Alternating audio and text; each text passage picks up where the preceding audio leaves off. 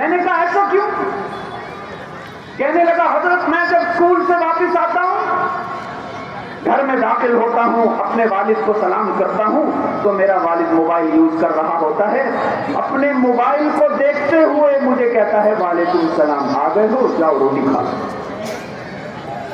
বলছেন একবার একটি ছেলে হযরতের কাছে এসেছে, আসার পর হযরত তার দিকে তাকিয়ে দেখেন তার দুইটা চোখ লাল টকটকে লাল হয়ে গেছে। হযরত তাকে জানতে চাইছে, জিজ্ঞেস করলেন ভাই তোমার কি হয়েছে, চোখ লাল কেন? এই প্রশ্ন শুনে সেই ছেলেটি কান্না শুরু করে দিয়েছে যে হযরত আপনি তো আমার চেহারার দিকে তাকিয়ে আমার চোখের অস্বাভাবিক রং দেখে আপনি প্রশ্ন করলেন যে তোমার কি হয়েছে, চোখ কেন লাল হয়ে গেছে।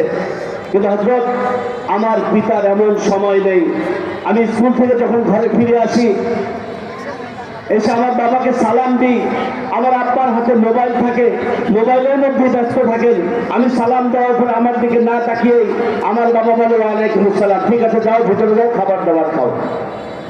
आप मुझे बताइए, जो वालिद अपने बच्चे के चेहरे को नहीं देख रहा, जब ये वालिद बूढ़ा होगा क्या ये बच्चा जवान होकर बाप का चेहरा देखेगा?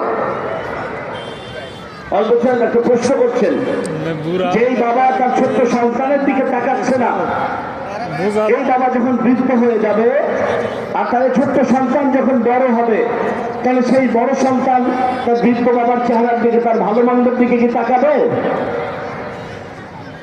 कीकर के बीज लगाने से आम दरख्त का नहीं निकलता। অত বলছেন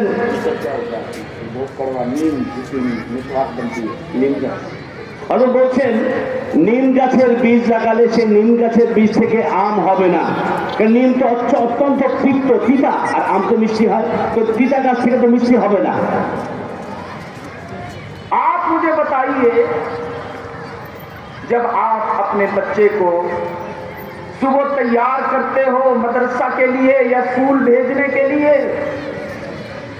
क्या आप में से कोई है जो अपने बेटे से कहे कि बेटा आप स्कूल और मदरसा क्यों जा रहे हो?